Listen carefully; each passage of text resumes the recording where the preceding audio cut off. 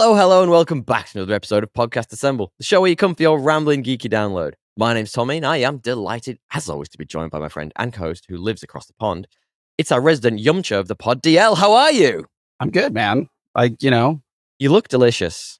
I got a haircut, which is a little bit more manageable. God damn, look at you. It finally happened. Who would have guessed it? I think it was literally like almost a year. Were you still going for the Jared Leto look? I know you were pushing towards it very slowly. I don't want to associate myself with Jared Leto, so I'm gonna ignore that comment. Isn't he running like a sex cult up in the Hollywood Hills? Oh my god! Heard rumors. Fucking weird. I don't even want to talk about Jared Leto. What a bad dude. I actually went to see. Did we ever talk about Tron Ares? Did we ever talk about it? Did we get to it? I don't think we did. I never saw that movie. We did original Tron. Yeah, it was mate. I don't know how he keeps getting leading roles in Hollywood. Like there is that he looks dead behind the eyes all the time. You know, we make the jokes about the Muppets. He's got some mad grip on people. It's a blackmail ring. The Epstein Island tapes. Yes, dude. I think he's like, yeah. I mean, I'm gonna get a cease and desist, but there's something off about that guy. Allegedly. No, man, we make the jokes about the Muppets all the time, and he looks like one of them. There is nothing behind his eyes the whole time, like on screen. I'm like, yeah, he looks like he could be an AI made into a real thing. Such is life. How are you, mate? It's been a minute. Yeah, it has been a bit. It has. How you been, dude? Mate, I've been good. I sound very gravelly today. I'm now realizing I haven't spoken that much today. I wanted to start the episode singing like Liam Gallagher into my microphone like this, because as apparently everybody else in Sydney and the world at this point has, I saw Oasis last night, which was fucking excellent. I've never seen as many pie hats in one room in my entire life. I was going to say pie over under like 10,000 pie hats if it's a stadium. Oh, so it was out at Homebush. So it was like out. That stadium fits how many people? Like 100,000 when you've got floor as well. Man, it was full. Like a lot of drunk dads. A lot of man, there was a lot of young Aussies there too. Apparently the young'uns like Oasis too. It was really good. It was so good. I was very tired today. Like getting out of Homebush is such a freaking nightmare, man. And when you're surrounded by particularly drunk English people who just want to talk incredibly loudly on the train, and you're jammed in like sardines, I was like, this is ruining my experience. You should be used to that. You grew up with that, you know? No. I only spent a year in London and I fucking hated it, so I left. Well, but there's trains everywhere. Did you see Oasis when they were in London? Did you get over there? I did not. It was during my peak travel period. I almost did, but we did not pull it off. I don't think I said no originally. Sounds like the money tour. Like I think they're going to be doing this quite a bit. Yeah. No, they're good, man. I reckon they'll have a little break after this. They sounded tired. They sounded like I'm sure, but like they probably are going to look at their bank accounts after and be like, in a year or two, you know. Who right? Someone was telling me allegedly they're getting like 50 mil a pop for this up front before the actual earnings from the shows. So you'd assume they'd get a little slice of the pie from the ticket sales. They'd get a little slice of the pie from the merch and stuff as well. So, and by the end of it, everyone's talking like they're from Manchester. Of course you are, mate. I loved it. I want to come home. I'm going full 180 on this. I'm coming home immediately to see them again. No, they were good, man. They played a lot of bangers. I looked like an idiot at their set list from Melbourne, which they did 2 nights before. And I was like, I love a spoiler, dude. What's wrong with you? Yeah, I know. You know what it was? I really wanted to know if they were going to play my favorite Oasis song, which I'm like, I never thought they were going to. It's like a random like album song. But I was like, I wonder if they've played it on any of their gigs. And I ended up looking at Melbourne and I was like, they didn't play it. And I was like, well, I guess I just know how the set list. Yeah, but like, wouldn't you just like, it's not going to change your like you going to the show or not. So just like sit there in anticipation. I know, you know me, DL. I'm the polar opposite of movies. I like watch one trailer. You know this about me. I'll watch one trailer and then I'll be like, okay, I'm either in or I'm not. Hence Predator Badlands and why we're talking about this movie today. I saw the teaser and was like, all right, yeah, I'll watch that. And we will see whether we both regret it. How have you been, mate? Been busy? It's been good. Busy, but good. I've been staying local for 2 or 3 weeks, which has been nice before I have to travel. That's a first. Yeah. So look, I can't really complain. I think I had a couple friends in town as well. So got to visit some of the standard touristy stuff. Had some really good Indian 2 nights ago, just getting into my London Ooh, vibes, yeah. I love that. Although Are you getting a little network of, like, your favorite restaurants and things? I am, but I gotta be careful with these Indian restaurants, mate. It's a lot of pain the next day. Why? You 4 to you 5 go too AM, hot? the stomach just like, I'm just, I got the stomach of a 50-year-old, like, I can't do that kinda stuff anymore. I can see that. Yeah, Um, I can see it in your face. You look like you got the stomach of a 50-year-old. Makes sense. I tell you, there's a place I'd love to know if it's still open, and this is hilarious. I used to go there's this bar called Basement Sate, S-A-T-E, Basement Sate, I don't know how you say it. It's like and their whole thing is, and I think your partner would love it, is cocktails and desserts. So you literally like I would go there on dates. That's literally why I went there. It was great. You'd have like a nice little cocktail, a little dessert afterwards. They'd pair it quite nicely as well. So like I would have things like old fashions, and they would pair it nicely with like a dark chocolate dessert if you asked them to. So you should try and see if that's still open. If that's still open, you can go and see if they remember me. The guy who took all his dates there. That sounds like a good date idea, but a big hangover. Big hangover Oh vibes. Lots yes. of sugar. Oh yes. The best kinds. The best kinds. Mm. I actually did another thing I wanted to mention to you this week, and actually just call out on the podcast because one of my good friends, you should absolutely go and check out Human. He is on Instagram. He is Human Houman Katoo Katoozi Human Katuzi. Like his artwork is phenomenal. He does these black and white images that are just phenomenal. We took me and a couple of good friends at the show, went down and checked it out. If you're into creative stuff and you like it, in fact, you should check him out. Yeah, I think you'd really like his stuff. It would be a very nice addition to your apartment to have a Human Katui on the side there. But yeah, his art show was awesome, man. It was like really small. It's down in Newtown. Yeah, it's like a little cool little space. They blanked it all out, and each of the different artists had their own little thing going on, very different to each other. I love when you find those little gems. There's little gem of an art show. Yeah, we're in the process of we've been evicted. They're Oh, selling really? our place, so I don't think we're adding to the walls anytime soon. Right now, we're actually Stop taking it. down. Yeah, you gotta find a place by Feb 1st. Oh, you've got a bit of time then. Yeah, it's a bit annoying though, because it's like Yeah, right, that is frustrating. you're in the holidays, like there's gonna be Yeah. like no supply, and then all of a sudden we gotta move. So we'll see, but not in the business of procuring new art right now. Sorry to Not the say. perfect timing. You should check him out. Yeah. I'm gonna put his Instagram in the notes beneath because he does very cool YouTube stuff as well. But if that sucks, man. I'm sorry to hear that. When did that happen? Well, they tried to like raise the rent, and I was like, I read the contract, and like, you actually can't do this. And they're like, okay, fine, you're gone, like by this day. And then I was like, oh, maybe I overplayed my hand here, but apparently they were planning on doing it anyway. I talked to the agent. So probably like a month ago. Oh Yeah, we've been. wow. My question to you is, how is Gail taking that? Considering she loves to put up Christmas decorations way in advance. Oh well, those are kind of like two different issues, right? The Christmas Okay. Okay. decorations are already up. It's just a matter Dude, of it's the 9th of November when we're recording this. Like that's it's already too early. already up. So I think that's less of an issue. It's more when they would normally come down, which maybe might be a Yeah. bit earlier given our February 1st eviction date. When do they come down normally? I couldn't tell you, but I think Feb 1st is a firm deadline now that we can land on. You can just hear Mariah Carey breaking out of a vault somewhere. She's like, "They've got them up. I'm there." God, I hate her. I know Kat hates her as well. She's like, she worked in retail for many years back, way back when. All you do is hear it for years. Yeah. All you do is hear it constantly. We've had told a story recently. I worked in Superdry one time as like a university Christmas job.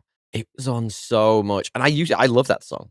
And even now, like with that little bit of distance of 10 or whatever it is years, I love it now. But I know some people, like my beautiful fiance, are like scarred as shit by it. I just don't think there's a way for me to like say I love that song anymore because it's just been played too many To times. death. Like Yeah, yeah, yeah, it's yeah. like even I think if like you had a Frank Sinatra song on as much as that, I love Frank Sinatra. I would still be fucking over it. Which is your I favorite just think Frank Sinatra song? I know you love Frank Sinatra. I mean there's so many good ones. Probably My Way or it's impossible Mm, with him. the Uh, classics. I've always yeah. liked The Way You Look Tonight. It's a little bit of a deep cut, that one, but it's a very, very nice song. We've been talking for way too long. Guys, If you want to hear about our weeks, feel free to stick around. You can find us at Podcast Assemble or thepodcastassemble@gmail.com. Find us on Instagram. Find us on TikTok. We're everywhere. We've been doing so much content recently. So much content. I found the Martin Luther King meme after last time we talked, and I was having a lot of fun putting that in TikToks. But while you're down there skipping around, please feel free to give us a 5-star review. It would really do a lot for us. It's really helpful. Subscribe, 5 stars, all those things. Comment, like, all of the various things you can do on different platforms.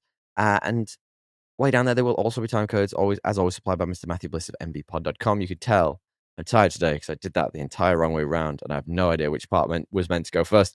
But mbpod.com, you should absolutely check him out if you need podcasting services. He's your man. Look how great this looks. Look how great this sounds. This isn't because of us. We sound like crap. Matt did this. So, yeah, back on with our nerdy nonsense. DL, in your limited time, what have you been up to, buddy? No, I've been trucking through. I just finished season 2 of The Sopranos. What a great season! It's just a well art. Like, they don't make shows like this anymore. Like, no, absolutely like, not. The closest thing I'd say to like how just perfectly like thought out and structured and character driven it is, and this is kind of a deep cut, but like doesn't really make sense initially, but is Severed, where just everything is super thoughtful. Like, Severed I feel like The Severance? Sopranos. Oh, sorry, Severance. I always do that. Severance. Everything is just super thoughtful with this show. Like, every scene, like all the music choices, like all the vibe. It's just got a vibe, and I'm really enjoying it. And I'm now, and I think I realized that I finished season 3 because I was waiting for something to happen, and I was like, "Oh, this didn't happen. This must be I must be confusing this with a different season." So I think there's another season that I've seen. So I'm not quite caught up to where I was. Yeah, because I never finished. But it's a great show. What else have I been doing? I did pre-order yesterday. Oh, you. I haven't been. Twattem, the follow-up to Twattem. Yeah, I did pre-order that, but I haven't been reading much, so I'm like in the middle of this book that. So I might have to pause that one if I get the pre-order because I'm just too eager. So I've actually just started a new book too. That's so frustrating. Like, if it arrives, like, I need to finish this book. A friend of the show, Jacob, lent me it. It's his favorite ever book, Ender's Game, and he's like, "You got to read it." So I'm like, "All right, I'll read it." Read Ender's Game? But now, no, never. Apparently, it's great. That's like I think that's required reading for us in school. Really? Because it's got like some pretty interesting war themes. Yeah. At least it was for me. I had to read it at some point in school. Anyway, the Strength of the Fuse out soon, isn't it? I think it comes out next week, but I think my pre-order will probably take a week. I don't think I'll get it till like the 3rd week of November. It said like 19th on Amazon or something. But really, that long? It's yeah, I don't know. I think it's because I'm late. Like, other people did this late to the party. ago. Sold out already. I thought I'd pre-ordered this like months ago, and I absolutely had not.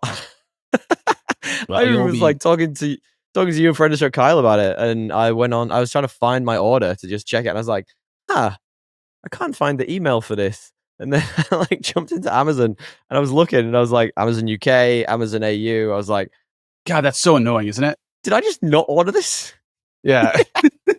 I literally had to log into the wrong. So as I pre-ordered it, I had to log into 3 different Amazons. It's like, why is it like £10 shipping? And it's like, I was in the US one, and I was in the Australia one. It's super. They should really make that a better experience. Really shitty experience. I mean, it should just be one platform, right? Yeah, and then the geolocation to like the easiest shipping. Like, it should be simple. Speaking of Twattem and or our good friends over at the Will of the Many, I got an email the other day, which is very reminiscent of an email we've had previously.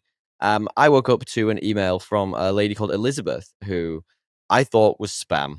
I was sitting there like, why on earth do I have an email from Elizabeth to the podcast email thread, which, by the way, is thepodcastassemble@gmail.com if anyone's interesting. And it turns out that I also emailed James Islington. Oh no. And I must have been drunk because there were a bunch of spelling errors in here, which are like a spell check would have definitely picked up on. I definitely was not typing this. Why, Thomas? You're putting out a bad brand. Bad brand. Why would you do this thing? The first email from me which is actually included, which is very nice of her to do because otherwise I would have never remembered. Hi James, I'm Tommy. I'm a huge fan of your book, The Will of the Many, Twattem, and excitedly pre-ordered your follow-up to Twattum, The Strength of the Few, which I've put as to soft. But you lied. Well, this is after I'd pre-ordered it, clearly. You didn't. Yeah, oh, well, maybe that's why. Wait, just hold on. Maybe that's why I get the email back. I get the email back. She actually remembered us, funnily enough. I've I've made it my mission to share it with as many people as I can, and we've even done an episode on our podcast, which you've just got a video for, called Podcast Assemble. We're coming up to our 200th episode and our 5-year anniversary. It would be simply fantastic to have fellow Aussie join us to talk about and celebrate the future of his book series. If he can find time in his marketing schedule to collaborate, shoot me a note and we'll collaborate on times. Who the fuck says that? Bold. It's going well so far. It's simply fantastic. Email from Elizabeth, who I had no idea who it was. Underneath just says, on behalf of James Islington. I was like, oh. Stop emailing us. Stop. Just in big letters. Please stop. Cigarette notes. Hi, Tommy. Thank you for reaching out again. It's great to hear you've loved The Will of the Many and are keen to read The Strength of the Few. James really appreciates it. Unfortunately, James is pretty booked up with signings and interviews and trying to find time to write, so he won't be available to come on your podcast. I can read between the lines there, just the word silly little podcast. I know that's what she's thinking. Congrats on the 200th episode in 5 years. We hope you have a great episode to celebrate. Thank you, James, for being polite, and thank you, Elizabeth, for being even more polite to us twice when we both tried. Maybe we should start a new segment, DL. Maybe we should have a segment which is us being rejected by people we think are great. I think we got to take a different tact here. No, it's not absolutely not. I'm gonna definitely keep trying. I feel like there's plenty of authors. There are plenty of Goofy IMDb picture winners that we can reach out to. I've tried actually many times. That might work. Even sober to reach out to Ray Bucktenica, and there's just no way to find him to reach out to him, unfortunately. If anyone knows Ray Bucktenica's email address, please let us know. We'd love to have him on the podcast. He's an absolute favorite. I keep cutting you off, man. I'm really sorry. You were talking about The Strength of the Few. I don't even remember. Oh, what I think I was going to say, you forgot. Well, first of all, you lied to Elizabeth. I did. Sorry, James. Fucking fucked up. This is like, we have integrity to uphold. We've got a reputation to uphold. What if we ever had integrity? Come on. Well, that's neither here nor there. I have seen a couple of interviews with him online, and he does not like doing online stuff. He's like not really on social media. He does like the odd interview, but he's like very sparing in it. So like, I'm not surprised he's turned us down multiple times. Multiple at this point. That's like part of being an author, though. These days, I think they all have to push themselves a bit out of their comfort zone with I think a lot of the stuff that like Pierce does, like he wouldn't do, but he just does because he's a pretty man. He should have his face all over the internet. Well, that's what I'm saying. Like I think is like his agents are like, you just, this is how it's done. You got to do it. You got to capitalize. Please. What I would say. Oh yeah, what was I going to say? The fact that like I pre-ordered a book and I'm like waiting for it. It's been a long time since I've done that. So as soon as I get it, I'll just crack it open. It's been literally since like Harry Potter. Right? Wow. Like most of the things I've picked up have been already established. Like to be fair, by the time we got to Red Rising, I think all 6 were out. Maybe at least 5 of them. For me, they were all probably. out. Yeah, probably. Shit. The fact that you forgot to pre-order it when you thought you did is like no message to it. And then you have insult to injury. The audacity. One time I was in Chicago and just like we were like, oh yeah, we got to check in for our flight to LA. Oh, this was like a trip when I had been living in Australia and I just couldn't find the check-in. I never bought the flight. No. So I had a one-way flight to Chicago, and I was just like with my now wife, just like, God, I must have deleted the confirmation code. Like I had to go through like all my credit cards, like searching for American Airlines because I was like convinced it was an American Airlines flight, and I just had never bought it. Oh my God. Well, you know this about me. Never let me book anything. I will book the wrong day. I'll book the right day in the wrong year. I am terrible at doing that shit. We've talked about this before.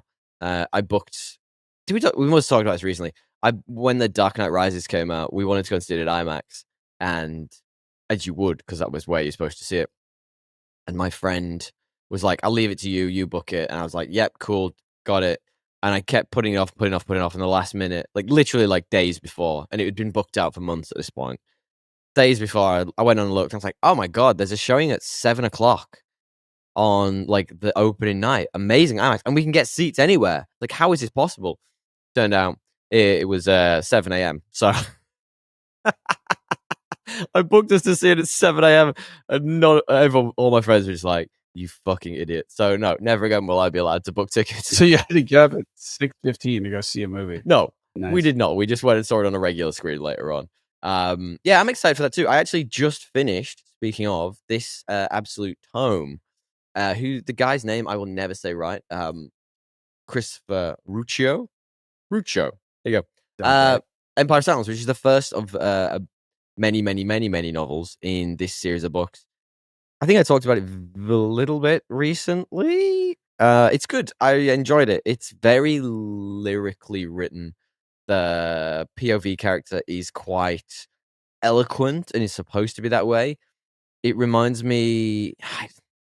Does it remind me of this? Because this is quite rough and ready when you meet him, but it's not a dissimilar story how they go through different trials and tribulations, and effectively like coming from being essentially royalty down to being in the gutter, and then working their way back up to get to talking about the Empire of Silence. I'm not going to say anymore because I don't want to ruin it in case you ever want to read it. I enjoyed it. It's good. Oh. It's a 4.5 on Goodreads. It gets like a lot of love. It got a bit long-winded for me at times. You know, I'm saying it's lyrical. It really was lyrical. Like some of the chapters are mostly just him describing things. I got a bit over it. I mean, like coming off the back of like, you know, the ones behind me, you know, like coming off the back of Lightbringer, where it's like go, go, go, go, go constantly, and it's hitting you over the head with the pace of it. It did get a little bit like flowery for me at times, but like I enjoyed the like I enjoyed the direction of the story and where it got to. I think it just could have got there a bit quicker. You know? Yeah, I mean, like, I think Red Rising is pretty unique. Yeah, I Not a lot completely of agree. and it has a cost. It does have a cost, I think. You But think? but An emotional cost? well, no, there no, I just think it has a cost, like, and it's not like a I guess it is a criticism, but I really like it. I think the cost is like you have like every it's a 7-book series, but like really or 8, whatever it's going to be, I forget. 7. 7. Um, every book there's like a kind of a new set of characters that have really not been hinted at before. Mm, And mm. it's because like he's moving so fast, there's not really room for subtlety in that. Like there's a bit Kidding, of it. dude. There's just enough for me to like forget about it, but it's not like you know, the traditional epic series that have these like things where you go back and you're like, oh wow, this was seeded like 3 books ago. There's not many people who last the who last the course in those books. This is good though. This is good. Well, part of it is probably you're right. He's killing a lot of people, but Yeah. yeah. Yeah. I think you'd like Empire of Silence. I think you should give it a go if you ever fancy another big ass tome. There were a lot of things. So obviously, like, you know, like yourself, I'm trying to write my own book, and in the beginning, I was thinking there's a lot of stuff I could take from this because it's a different angle to how I was writing in the first place. But I think what it's really taught me is sometimes you can just enjoy a piece of literature for being different. And I might have a character who has similar traits to the main character in this at some point, you know, and is quite lyrical, or you know, flowery explanations of things that go on for quite a long time, but that just isn't how I write. And I really liked how he described certain things. Like there's a description of one of his like teachers, and it's pretty much half the freaking chapter, but it's really beautifully done, and it gives you this like feel of how old and how wizened this guy is in a way that's almost impossible to capture. That's just not how I write. So like it was really nice, but it was sort of almost distracting because I was trying to be like, oh, I like how he writes this, but I don't know how I could work it into my writing. I think I'm just gonna not. You know, I'm good. I don't need to. I don't need to take everything to heart. Yeah, that's fair. I'm listening to the second book of the Name of the Wind on audiobook because I have to use my Audible credits, Mm, and like they're piling up. I was like, I gotta fucking use these. And he writes that way, super. there is a little bit of that in there. For, it's very much like what's the word? Just like descriptive and like very literary in the way he writes. It's not like to the point. Or it's like the opposite of Ernest Hemingway. You know, Okay. who's just like, there was a river, we crossed it. Yeah. You know? Like, I think I need to be that guy. I think I want to be that guy. I think you'd like the show. I think you should give it a go. Maybe when you're on holiday or something, check it out. Good. I actually really like the cover. yeah, I It's very cool. think I saw an Instagram video on it. Yeah, I think you will. I mean, like, it's like one of those things where Goodreads will recommend it if you like Red Rising, etc. It's decent. The other thing we actually did this week, I mentioned to you before we started recording, was we went to the cinema, and so I hadn't realized the new Guillermo del Toro Frankenstein movie is actually a Netflix movie. So that's why we couldn't find it at the cinema for us to talk about it. It actually came directly to Netflix, except for a very limited theater release, and it was on at the Ritz in Randwick. So we've talked about this on the show before. I love like that. That's the cinema experience to me. Like, it is old school. The carpets smell like popcorn. It's a beautiful location, beautiful venue. Outside looks like it's like Hollywood outside. I just adore it. It's so beautiful. It's like Regan would call it his place of peace. That's what it feels to me like whenever I go in there. It's just got that vibe to it. And yeah, I found out that they were playing Frankenstein there for like a very limited run. I think it was like 2 weeks or something tops. And they'll also be playing Wake Up Dead Man, the Knives Out film when it comes out. So I'll be doing that too. Nice. This good fucking film. Really good film. So In it's fact, on Netflix. it is on Netflix. It's on Netflix now. You could go away and watch it right now, I think. I think it came out on You the had 7th. you had me searching every theater in London. I was like, what the fuck is going on? This I thing didn't doesn't know it was a exist. Netflix movie until I was in there. I didn't know it was a Netflix movie until the Netflix logo came up on screen in the cinema, and I was like, "Oh shit, this is full those guys." But it was definitely Guillermo del Toro movie. He held no punches.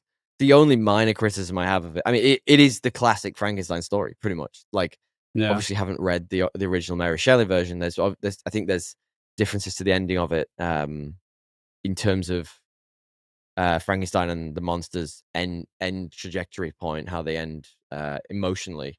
But in terms of the story, man, it's amazing. I think Christopher Waltz, the new character added into it. It's a gooey film. I don't know how else to describe it. It like everything about it. There's a bit when Frankenstein, Victor Frankenstein, is next to an explosion, and there's a bit which is so grim, and I was just literally like, oh my god, I can't believe he fucking showed gruesome. that. Gruesome enough. I'm gonna say gooey because that's the word that came to mind first. I'm very tired, Dre. Right. But it's good. Really good cast. Jacob Elordi's great as the titular monster. He is the monster. My only minor criticism I would say of that would be that he doesn't look like a dude who's been patched together. I know that's not an easy thing to create. He just looks like Jacob Elordi with like, as if he was. Do you remember that Gotye video that somebody that I used to know, and he's just like got bits Maybe. drawn on him, like a purple rectangle and then a grey bit. Like that's what it's like. Pretty important. That's that part. It's a weird reference. Yeah, he's very good though. Like, he's quite hulking as that character. I didn't realize Jacob Elordi was 12 foot tall. Big boy. Yeah, he's a big. He's a giant person. But yeah, everyone's good in it. I really like the addition of Christoph Waltz. He's great in everything. Interesting character. I really liked how he captured Victor Frankenstein's bitterness at the world. Yeah, there's a lot of that right from the get-go, and it's good. It's like a really fun movie. If we'd have planned ahead a little bit, / that hadn't come out after fucking Halloween, we could have done it for a Halloween episode, if we didn't do it this year. I thought for some reason I thought it came out on Christmas, but we can do it for another week. I'm actually really excited to see that movie. I was down It's to good. see it. I literally looked at like Yeah. 4 different theaters, and it wasn't there. And I did multiple Google searches, and nothing said like, "Oh, Netflix." Like, you know what I mean? Like, really, all the technology failed me there. Didn't for me either. And I only Yeah. found out because I signed up to the Ritz's like email blasts or whatever, and I get them like every other week. And one You of them read was like, those? "Oh, we've got Frankenstein." No, but it said it had Frankenstein. I was like, "Fuck yeah, I want to see that." I'll be seeing Glass Onion there as well. I'll definitely be seeing Dead Man, whatever it's called, Wake Up Dead Man, when it goes there too. Yeah, guys, if there's anything we haven't talked about that you suggest, please feel free to send us memes, send us news, send us reviews. You find us at Podcast Assemble, the Podcast Assemble, at gmail.com. I can say these things. Yeah, we love it when you do. Please let us know what you've been up to, and if there's anything you'd recommend us watch. DL, do you want to preface our main topic this week? It's the main topic theme. Yeah, our main topic this week is Predator Badlands. You know, directed by who directed this piece of shit? Dan Dan, Trachtenberg. which actually he did all of the other ones, didn't he? He has been involved in a lot of them. He did Prey, which was a good one that we both enjoyed. I think he did 10 Cloverfield Lane.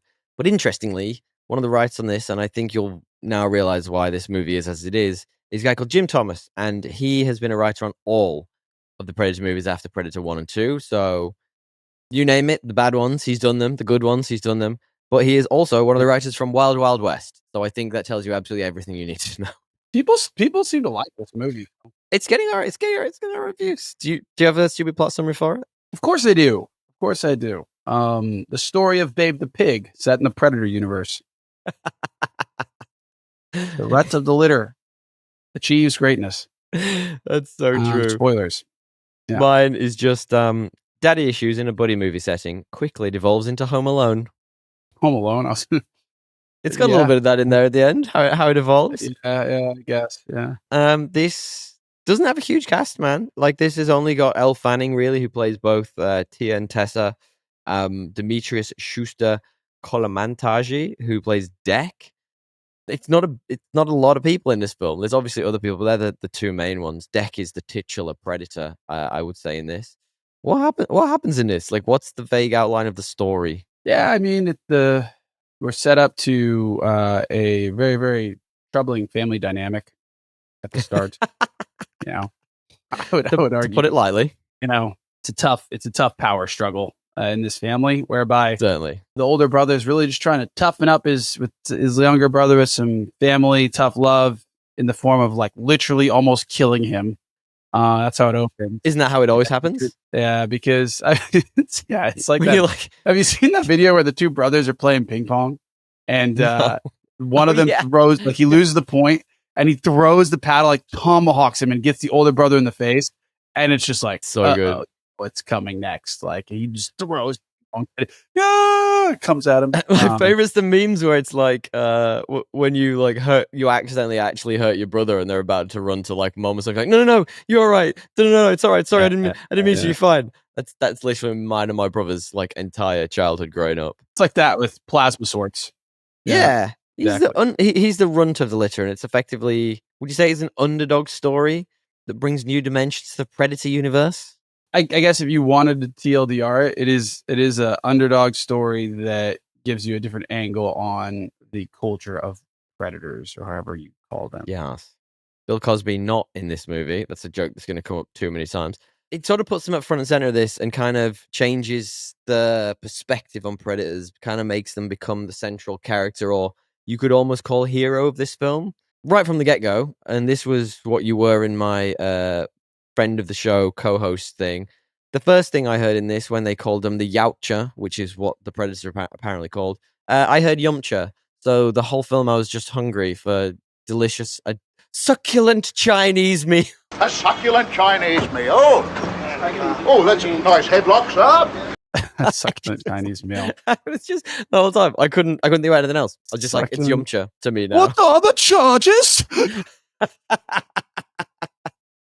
Yeah, no, dude. I had a Get your hand off my penis. Get your hand off my penis! This is the bloke who got me on the penis before. Yeah, this is a deep cut for those that don't know. What are the charges? If anyone doesn't know this, this should be the weirdest part. Chinese meal. He's hilarious, that guy. He's apparently like I think he died recently, literally, didn't he? I don't know. He's announced he's like I have never been a thief, and then we'll go and talk to all the things he stole and be like, but I'm not a thief. And you're like, dude, you just told us all the shit you stole. Yeah, gotta love. Hilarious guy. Hilarious guy. Gentlemen, this is Democracy Manifest. I got to ask you the question before we move on. Obviously, this film doesn't have any humans in it. Actually, thinking about it, it does have a bunch of humanoid synths, which are directly out of the Alien franchise. If you could remake this movie where everyone is exactly as is, sorry, that's the wrong way around. You keep one person exactly as is, and everyone else is a Muppet. Which do you keep as they are? I think there's not that many characters. I think it would be quite funny if that big thing they're hunting was the only big thing, and it's just killing a bunch of Muppets. Just destroy cleaning house. I think it would be pretty funny if just the Muppets got what was the Karthik or whatever they called it? I don't know. I'm just trying to find It's it. the now. I've got main it written predator down that somewhere. he's trying to find. It's the main thing he's like The hunting. prey. Predator. Yeah. Oh, I've got this written down It's his somewhere. prey. I actually think it would be I mean, like, I'm gonna flip that, and I don't know if this is. I mean, so Bud, the little Yes, kid-friendly totally side, yeah, Yeah. side character who they follows them around. Like, even the Predator's a Muppet, and that's the only thing that remains as is. I think that would be hilarious. Basically looks like a Muppet already. So weird. Yeah, I mean, he kind of does. He's got the big eyes. I just think seeing this massive fucking monster just tearing up Muppets would be. I'd find it enjoyable. I'm trying to find its bloody name. Anyway, calling out top, right? And I tend to do this when a movie isn't great, in my humble opinion. I was kind of bored in this. I'm not going to lie to you. I think the thing that got me was I couldn't take it seriously. You know, like, to me, the Predator, like, the best bit about the Predator is the unknowingness of it. The fact that, you know, they're almost like these silent killers, and there's no, like, I don't want to know the Predator's backstory. I don't want to know their home planet. I don't want to know all this stuff. Like, it's compelling because you don't know, in the same way like the Joker is almost. And then when you put like all these layers on it, and I learn about their dad and their brother and their fucking tribe. I'm like, that's not interesting to me. That's not why I want to see a Predator movie. So I guess my questions to you. I actually didn't mind that part. Yeah. Go. Why? Tell me, please. Like, I didn't contradict me. mind the start. I thought that was like cool. It just becomes, but I think to your point, like having humanizing this like run to the litter predator, like that's like, do I care that much about that? Like, what does that do to like the broader like vibe of Predators? Like, meh. Right. Right. But I did like the insight into like how they're run, and I just didn't need him to become like a, how they're what are they, a Fortune 500 company? No, how their clans work, I guess, whatever you. Yeah, nah, I didn't. I mean, a lot of that's more fun when it's ambiguous. Yeah, I didn't need that like Cuddly Bear story of like, I think it could have been still, this guy just can't change because he's a product. I don't know, but completely agree. Completely agree. So I just put 3 very quick questions, and you can rapid fire them. Like, 1, was it compelling? 1, was it entertaining? And 2, would you see this if it wasn't for this podcast? 1, was it compelling? I thought the start was interesting. Okay. The start was like a really compelling. I really liked the first 2 minutes or 5 minutes of the movie. we see. I didn't, because this starts on a fight between Deck and his brother, whose name I've not written down, and I couldn't see any of it. I couldn't understand what I was watching. It was just darkness with 2 CGI goo monsters like flailing around each other. It could have been a goo monster orgy for all I knew. It looked fucking terrible, and I'm sitting there going like, this is not compelling to me. I'm gonna jump to your third thing. Would I pay for it? I did not. Come get me, Federal Bureau of. I found a torrent, or I found a free version. You changed the question, but I'll take it. Yeah, I'm just putting it so like I did not pay for it because this plays into answering that first question. Would you have watched it if it wasn't for the pod? Yeah, I watched it for the pod, and I didn't pay for it. I did it just for the content, and I found the first bit compelling because I think my version was such bad quality, but also super bright because it was like, clearly, So like I could actually see a bit more of what was going on in that scenario. God, that's annoying. And an additive quality was that it was in Japanese. So that added some vibe, It was like samurai sick predators, like talking about how your honor is not ready, like you're not ready to take the mantle, all sorts. It just added some, an element with that Japanese. I really want to see that now. That sounds epic. Yeah, it was better for that. And I forget what the second one was. I entertained as I caught up on work. I was moderately entertained for the first half. I enjoyed how crazy the planet was. Like the fact that everything tried to kill you there was kind of a cool little. That's literally, like I often do it. I often bring a point around, what worked in this for me. And like, I really like the idea of creative people just being creative and being able to come up with all these weird fucking plants and, inhabitants for a new planet. Like, one of the things that's on there is the grass is literally made of razors. That is such an interesting concept. Like, it has had to adapt to that environment, and then everything around it has adapted too. So you see like how the creatures there have adapted to that too. The tree monster, the very first thing he has to fight when he arrives on the planet, is sick. I find that really interesting. Just like, what was it? Where were those branches coming from? Like, that stuff was really interesting.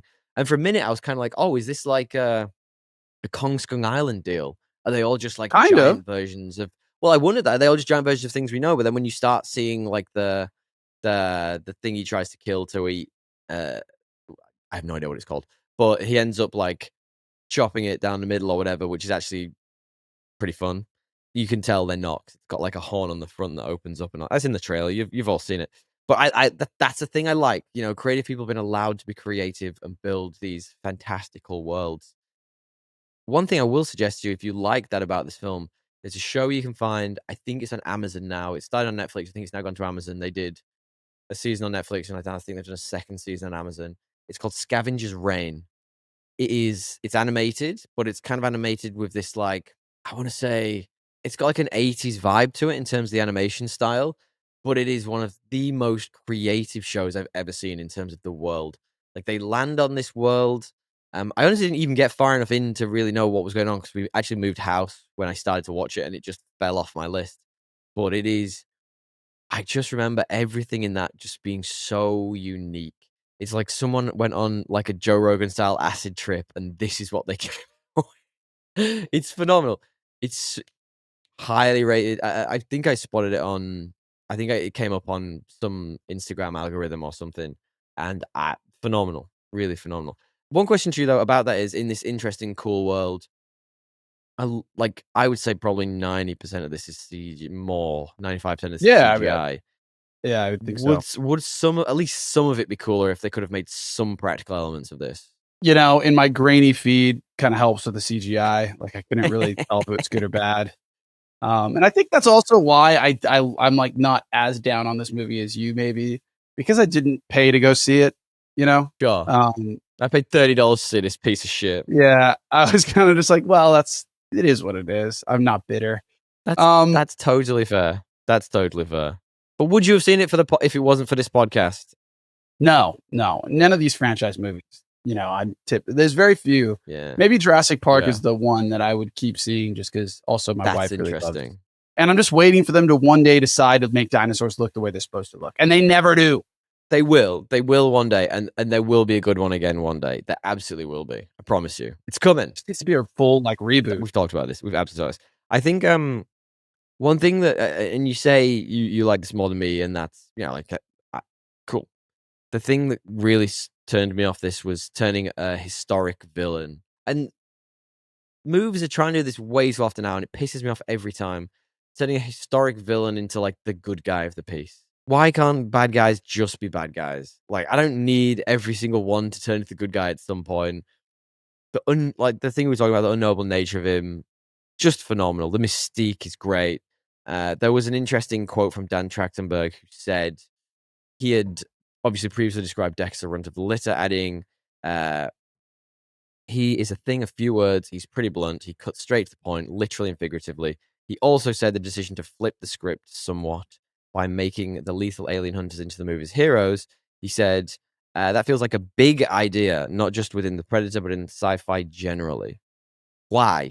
Why does it have to be? Like, why can't some things just stay as the bad guys, DL? I don't understand. Yeah, look, I don't mind flipping the perspective, but it needs to still stay true to everything I think about. This felt like it shit on everything that Predator's done before. Yeah, I think the big moment where there's a couple at the end, and I won't do spoilers, but I think you can just make it not as bow on it, we're a found family kind of thing.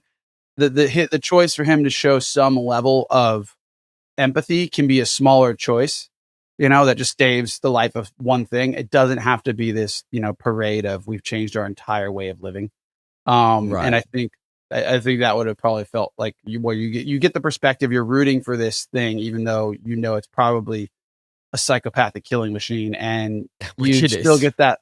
Yeah, you still get that catharsis of like, okay, he's changed a little bit, like, or at least he's conceded this one time, as opposed There to were too many which concessions is, in terms of character and plot. yeah, Homeward Completely Bound agree. celebration of Babe the pig. I mean, we'll talk about the other characters in a moment, but interestingly, I wasn't ever really bored in this. Like, there was no point when I was watching it when I was like, I mean, Towards the end, yeah. So there's a little bit at the end, but in hindsight, like having watched the movie, all of this stuff has come to me afterwards in terms of my feelings about how to change the predator law, how we've learned all this stuff about it. At the time, like it was entertaining enough. I wasn't at any point like this is crap. This is moving so slowly. I'm bored. It was like it was perfectly good swill. Sometimes you just want to eat shit, and this is what that was. yeah, I didn't know. I think overall it was, yeah. I've seen worse franchise movies. That is a very good point. So have I. I did quite like the okay. I'm mixed on the Elle Fanning character. How did you feel about? That, whatever. Basically just a jock off alien. The coolest parts of this movie were like the creative way they create like the world around like this ecosystem of predators on predators, and him kind of dealing with that. And it makes me wonder like how this other predator in Prey couldn't barely deal with a grizzly bear, because I'm like, if the run of the litter is gonna survive this shit, dude. But no, I thought it was a bit tired. Yeah, it did feel a bit cliche at times, to be fair. It was so we haven't really talked about how they got here. So Deck is effectively the runs the litter, and he is fired off world when his brother takes a hit for him and ends up he basically decides he His wants to dad go on wants this to kill hunt. him. Yeah, He wants to go on this wants hunt to kill prove him, himself. Yeah. Right. And he ends up on this world, and he bumps into a synth who is called, is it Tia or Tessa? It's Tia, isn't it? He bumps into a synth called Tia, and she is literally legless.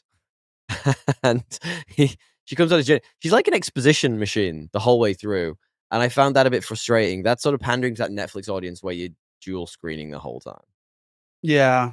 I think she just was like, her personality was fine, I guess, but that whole like story, really that quippiness the again. creepiness, I don't love it, but it wasn't the worst thing. It's more just that trope. Like, I'm tired. Like, someone needs to do something different with that trope of like synth future alien research. Like, there's got to be more. That it needs to be upended somehow. Like, everybody uses it, and it was basically like a muddled, like, reduced alien, synthetic trope from like literally Alien. I don't know why. Movie. Yeah, I don't know why it couldn't be a serious story. Like this could have just been a serious movie, but then you had to have the quippy bits thrown in. Even bloody Deck makes a joke at one point. You're like, really? You're doing that? I quite like the dual role though. I kind of like I don't know if this is spoilers. It might not be the Tessa character, who is sort of like the opposite of Tia in many ways. I kind of liked her getting to flex her range in this and be two different characters in one. I kind of enjoyed that. That was a nice twist. Yeah, I just didn't understand the premise of having like the exact same thing but like different. I don't know. Yeah. Although maybe seems to there's be something unnecessary. like you need to like specialize at something to be really good at it, and they Did Tia specialize at being fucking annoying? Yeah. Like if you all right, I'm gonna stop this a minute, because it's a silly predator film, and why are we getting this deep into it? But like, if you are creating a synth whose entire job is to go to a planet, get a specimen of some description of which you need to be incredibly strong for, you need to be incredibly intelligent to capture, you need to thought through everything and understand the terrain. Why on earth would you make it so annoying? It wouldn't speak. It would just be a silent fucking killer. Is that why they've made it that in this film? Because that would just two silent killers the whole time? It'd be a very silent movie. Yeah, I'm fine with that. I think they did explain why. It was like they needed like another version of the synth that could be empathetic to like get things to do, like the carrot versus the stick. That was their excuse. Sure. Didn't really work given where we found her. No.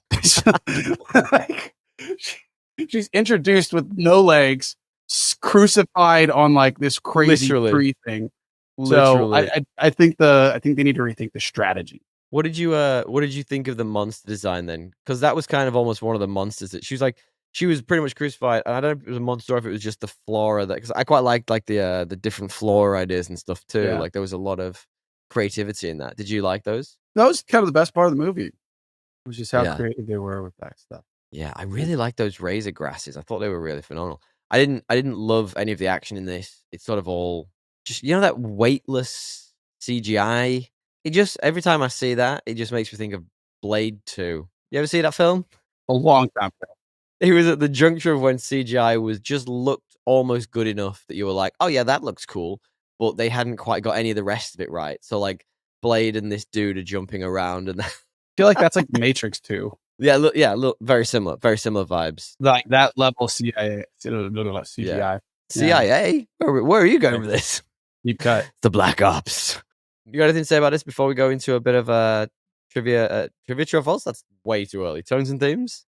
I mean, found family. I don't even know if we need to do that section. No, I'm good. I don't have much more to say about it, man. It's There's a bit of hypermasculinity in there as well. yeah, Toxic with even, Daddy-o. you might say. Yeah. Yeah. Judging a book by its cover. Gonna judge the Predator clan's culture. Kill or be killed, brother. I'm no racist, man. I want them to be predators. I don't know if it's maybe it's racist culturist. We're back to Jared Leto already. Yeah. Well, that's sex predator. I mean, same, but different. Who would have guessed? Yeah. Yeah. Okay. What are your 3 best and 3 worst for this then? I liked the Japanese dub. I liked the I wish I'd had did- that now. I did enjoy the surrounding ecosystem that the world they built of the Badlands. Although I don't know if they ever explained why it was called the Badlands. That's a different question. 3, look, I didn't mind the culture they gave us an insight into with the Predators, but they overshot that, which is leading into the worst, right? I'll let you give your 3 best. Oh, I only had one. I only had the creativity of the world, which wasn't really that creative either. Go and watch that that show I was talking about before. What was it called? Something Rain. It's gone from my brain. Cool. What did I 3 worst. What did I say it was called? You read it. You wrote it down. Scavenger's Rain. 3 worst. I have the paint by numbers storytelling, the cringy quippiness, and the changing of the Predator being like a sympathetic character. I'm just so happy they haven't gone and made like a good movie into something like this. Imagine they made the shark in Jaws into like the protagonist. like what the fuck are you doing with this character? And they made plenty of bad Jaws movies, I know that. How the fuck would you do that though?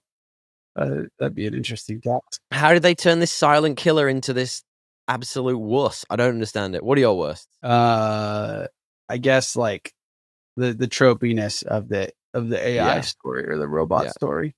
The long-winded ending. There was like a lot of this is the end battle kind of style stuff that you get in these franchise movies where it's like there's 3 left and you thought the last one was the last one. That's how JRPGs work, man. Yeah, and then probably just like the too cutesy ending. Yep, I agree. It wrapped it up in too nice a bow for me. I was like, okay. Yeah. All right.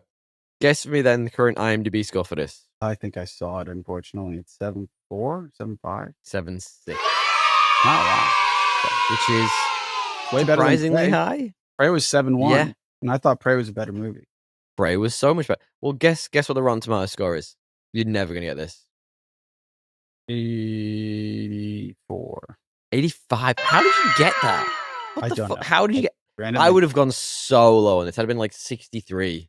Yeah, but Rotten Tomatoes is always higher. So if, like it's literally never lower than IMDb. So I've got some principles when I do these guesses. That's interesting. Yeah. Okay. All right. What's then the Letterboxd score, which is always 3.6, but never 3.6? That one's 3.6. It is exactly 3.6. Like such 3.6. Like for sure. Like, that is exactly how I feel about this movie. This is like honestly, I would put it lower, but yeah. Interesting. Well, that leads nicely into our next question, which is our rating system, which is this better or worse than the most bang average movie, the most 3.6 movie you could possibly think of, which is Aquaman 2018, and why? What do you reckon? I think giving Aquaman a 3.6 is too generous. This is better than Aquaman. No, it's fucking not. No, it is fucking not. It is. I would rather watch Aquaman than this. You need to watch the Japanese cut, dude. Well, that's what I need. I That's clearly what you're missing. You're missing the I need the Yakuza cut. the Yakuza, the dub. That's what I need. Where it's just like fucking, what is his name? Deck? Crap name. But it sounds way Deck. cooler with the Japanese accent. I'm not gonna do it. Deck. I haven't Sun Deck. Yeah. I love that. Excellent. It's too early for you. Not yet, anyway. Not yet. All right. We're gonna do a bit of spoilers, bit of big time spoiler time. Don't know why I did jazz hands then for some reason. Not a lot of spoilers in this movie. I guess the main one, like, it starts kind of early. We talked around this, but not to the point. You know, his brother was called Quay, in case you didn't know. His brother Quay sacrifices himself so that Deck can have the chance to prove himself due to clan. So instead of killing Deck, he is killed by their father and sends Deck off to this Badlands world to fight this crazy ass monster, which is apparently unkillable. And then somehow they kill it at the end. I didn't really get that. Yeah. Is that just me? Was it like, no, they didn't kill it. They brought it along, didn't they? Oh, no, they did. No, they did, because they froze it and it exploded, which I was like, well, that makes fucking sense. But then, we're getting ahead of ourselves. Well-Nutania there. Again, we sort of touched on it a minute ago. So just deepening the Alien and Predator franchises links a lot more. What did you think of that? Did you care? Was that the company? Yeah. So the company that all Alien movies are around is the Weyland-Yutani company. Yeah, I mean, makes sense. I don't hate it. I don't love it. Why wouldn't they do it? Just there. It makes that it's like somebody in Hollywood's like, yeah, throw that in. Sure. Well, there's yeah. I mean, I think they've just sort of linked those franchises now, and it's like they're inseparable. Never shall the twine be. Yeah, but I think they have like the slop version, which is like the This. slop version is anything that's with Predator and Alien or Predator, and then the core Alien franchise they try and keep the same tone and have it be separate while maintaining. They're trying to get the best of both worlds, and maybe it's working. I don't know. What did this do? This probably did way more than one battle after another and the next or whatever, which apparently flopped at the box office. Well, that made it. That made. I think that was Paul Thomas Anderson's biggest grossing movie. I think it almost broke average. So I don't think this is going to do well at the cinemas, man. It got like my cinema. There was like 6 people in there. It was bad.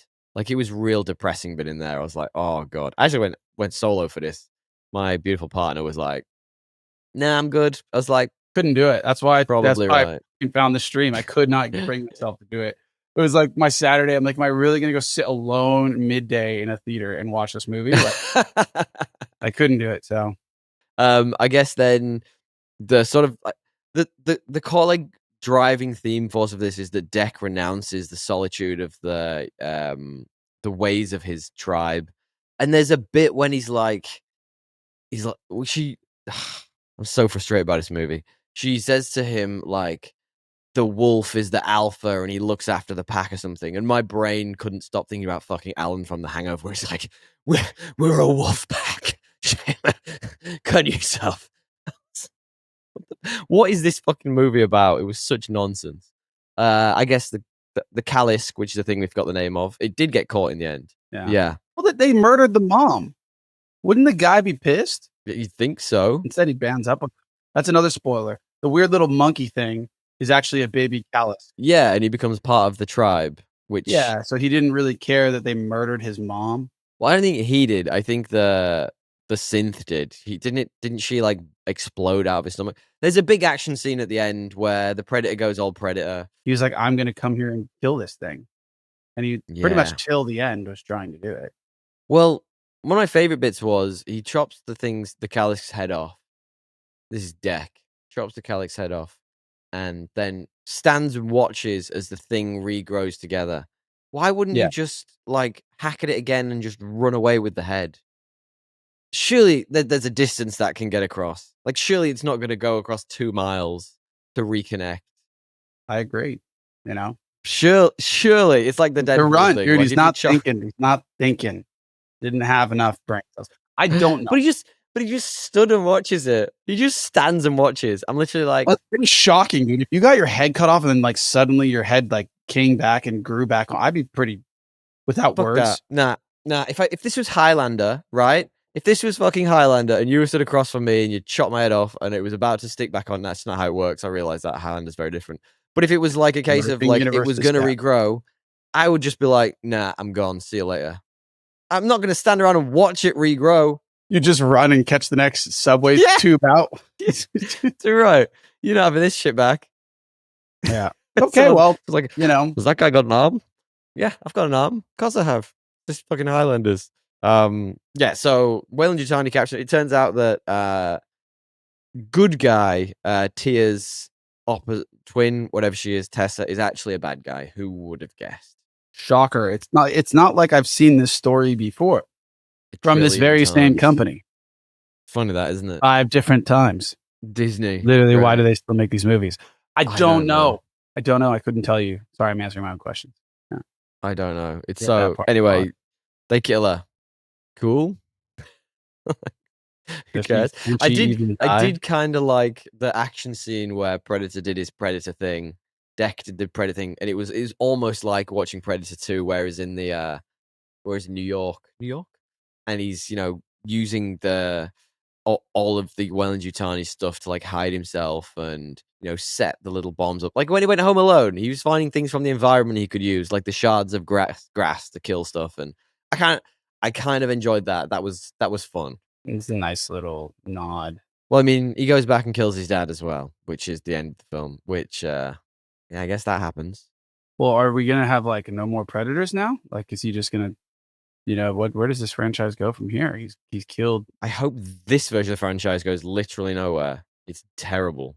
No, but like there's in like It's canon. what would in any post credits film it would have been a post credit scene. Like there's a bit where his mother then arrives and it's like a spaceship comes down and he's like, and Tia's like, "What is that?" And he's like, "Oh, it's my mother."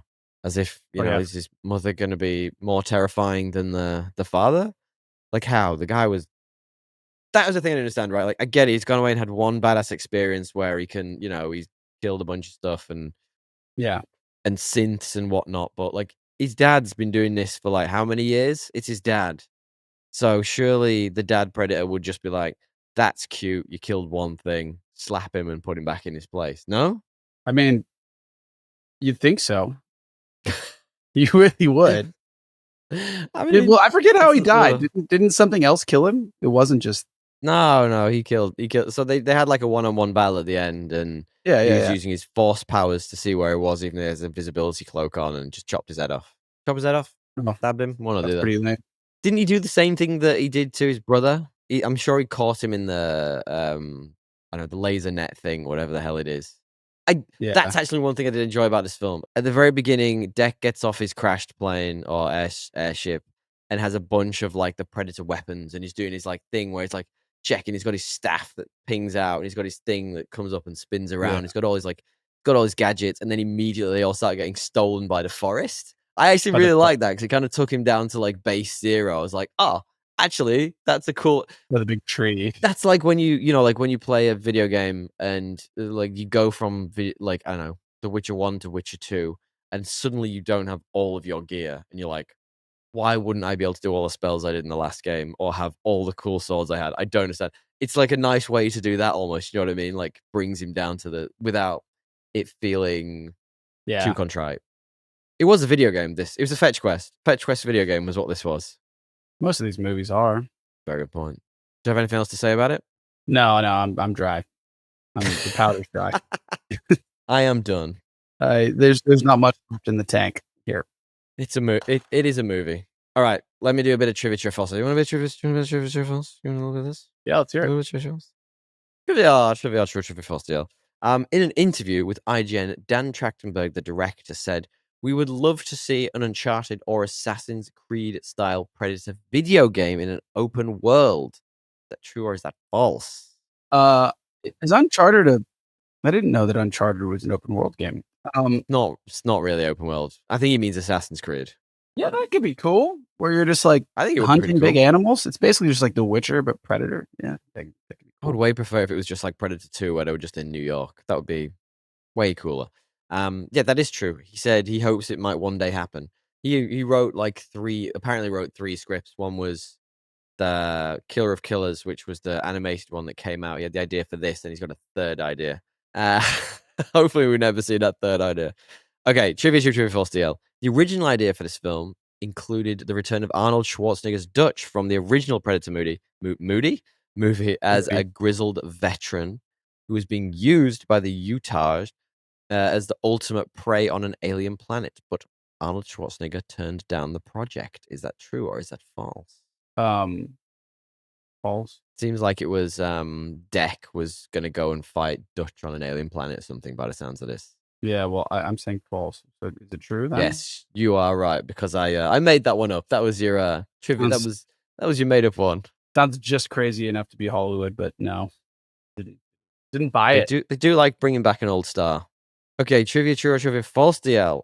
In the Predator's spaceship, there was a mini trophy room, which included a harvester skull, which is one of the aliens from Independence Day 1996. Is that true or is that false? That'd be cool. True.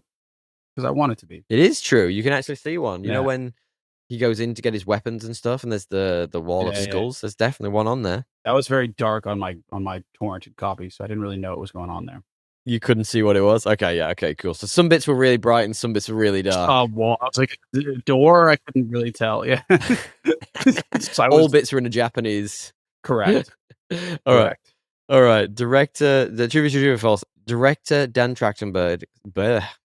Wow, I'm really fading at this point. Director Dan Trachtenberg cited the works of Frank Frazetta and Terrence Malick, the films Shane and Mad Max 2, as his influences for the movie. Is that true or is that false?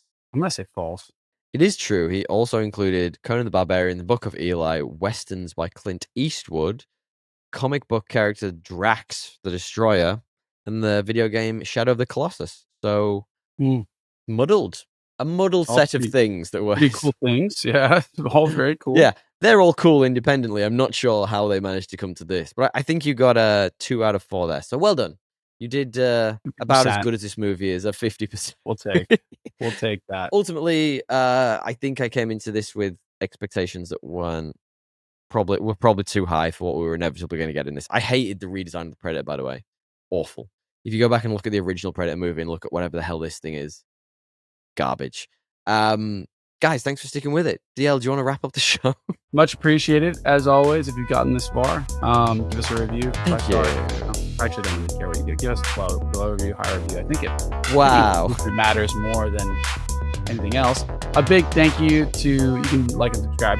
A big thank you to Matthew Bliss for editing and mastering this week's episode. And if you'd like him to be part of your team, the podcast squad, contact him at podsquad.com. Or and you should. He's the best. .com. Find out more about his services. He's also got a new thing called Rethink Podcasting, which are short thought pieces on how to do this effervescent, mysterious thing called podcasting. So until next time, tally ho. Sounds like we got a couple good ones coming. So tune in and tally ho. Tally ho, baby.